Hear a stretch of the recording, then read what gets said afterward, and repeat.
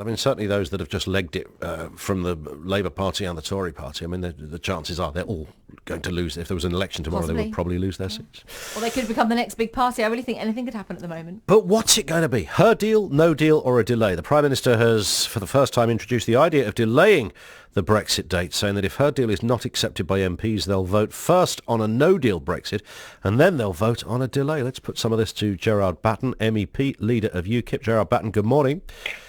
Good morning, Ian. Now, towards the end of last year, and you've said this many, many times, that you've been convinced that they will delay and delay and delay to the point that we never really have a Brexit. What you saw yesterday, did that compound that belief, or did in any way did you think, oh, actually, this could work out in our favour? No, I'm no longer surprised by anything. I'm still shocked, but I'm no longer surprised by anything.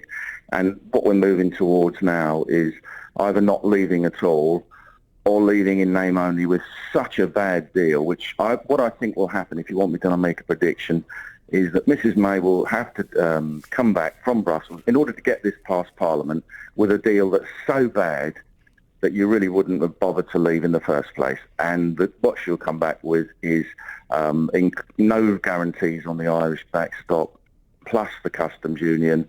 Parliament might vote for that because they don't want to leave anyway. And then what will happen next is we've left in name only, but there'll then be a 2-year, let's say, relentless black propaganda campaign by the mainstream media to say, well, we might as well have not left. It's all a big mistake. Mrs May will go, and then whoever's in power will take us back in.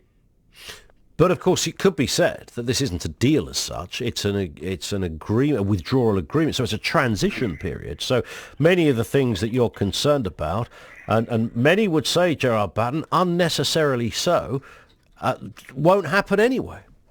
Well, this is the withdrawal. You're quite right, Ian. The withdrawal agreement is one thing, and that's bad enough.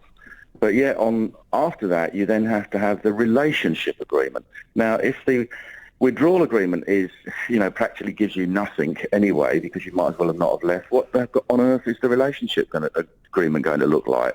And then that's when the government will say, whoever's in power will say, well, we shouldn't have left anyway, and we might as well not bother because for all intents and purposes, it's the same.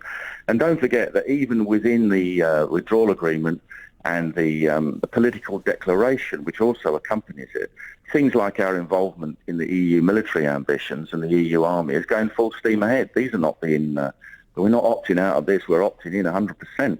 So these things are still happening as we speak? Absolutely.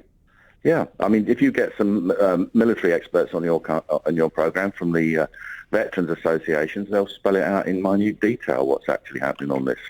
These people actually understand it. There doesn't seem to be, from what Mrs May was talking about yesterday, Gerard Batten, any talk of a second referendum, certainly not coming from this government. We know Mr Corbyn has alluded to that. Would the position of UKIP not be perhaps more understandable and clearer if you endorsed a second referendum in a kind of in a bring it on fashion? Okay, the only referendum question that makes any sense is, do you want to leave or do you want to stay?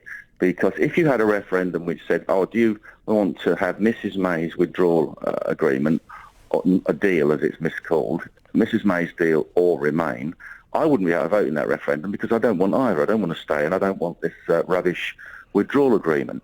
So I don't think that they'll have a second referendum because I think it's too unpredictable and it could go against them. And the last thing they want is to ask the British public again, because they did ask them, they got the wrong answer. And it's like when we had the, you remember when we had in Europe referenda on the Lisbon Treaty, and if I remember correctly, a couple of countries voted against it. And then, the Constitution, not the Lisbon Treaty. We had a referendum on the Constitution.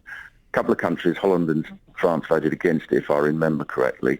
And then, that being the case, they said, well, changed it to the Lisbon Treaty and said, well, we don't need a referendum because this is a treaty and it's not the Constitution, even though it was 90-odd% exactly the same as the Constitution. So you sense there's a bit of that going on? Yeah, the EU has a long track record of ignoring referenda that goes against it. And we have a quisling, traitorous political class in Parliament that's only too happy to go along with the European Union. But it's fair to say, surely, Gerard, even allowing for your sort of lifelong campaigning to get out of the EU and your passionate beliefs, which we can all respect, people sit in very different places along this whole spectrum, It's fair to say that what we know now in terms of the information surrounding Brexit, I know this brings it back to very Route 1 territory in terms of should we go, should we stay, but we do have more information 2.5 years on that we didn't have at the time. All that info about the Irish backstop, about the customs union, about the implications, the ramifications, businesses legging it, kicking and screaming from the country. We didn't know all of that in 2016. You know that's not true, Ian. I mean, first of all, anyone that wanted to know the facts of getting out of the European Union have had the previous 20, 40 years to actually study it, as some of us have done. So there's no excuse that the information wasn't out there about how it could work and should work, because it was all there. It depended how much trouble people wanted to go to find out. All of these problems that have been set up by the European Union in collusion with the British government, like the Irish backstop and all this, are complete nonsense. They're all false premises. They're all problems that don't really exist that have been constructed in order to delay this whole thing. And governments are not, businesses are not fleeing the UK. Some businesses have left, but that's mainly like we had with Honda, not because it's got anything to do with Brexit, but because they've misjudged the market, and it's cheaper to produce in Japan than it is to produce diesel cars, which are now penalised in the UK. So there's normally an explanation why businesses are leaving the UK. They've got nothing to do with Brexit. Just a final point, and I know many will want to argue with you against that point, and we'll take emails and texts on that as well. Final point, the elections happen, of course, in May, the European parliamentary elections. Well, what happens there? Do you stand again to become an MEP? Do you get another 4 or 5 years, even if we have voted to leave? Well, this is a practical problem Mrs May hasn't got a solution to yet, which is that if Parliament delays Article 50, if they extend Article 50, and they'll need the EU to agree to that, and I think they would anyway, but if that is extended, the treaty says if we are members of the European Union, then we're obliged to take part in the European elections. So even if she extended it for 2 or 3 months, technically we've still got to take part in the European elections, unless they say they'll cobble together a solution with the Court of Justice of the European Union and say, the existing MEPs can stay there until the middle of July, because that's when our mandates actually run out, even if there are elections. We're still in place till the middle of July. But if there is a European election, UKIP will fight it in every region 100%, and every one of our candidates will be a committed 100% withdrawalist, unconditional, unilateral withdrawal from the European Union. Gerard Batten, thank you, MEP.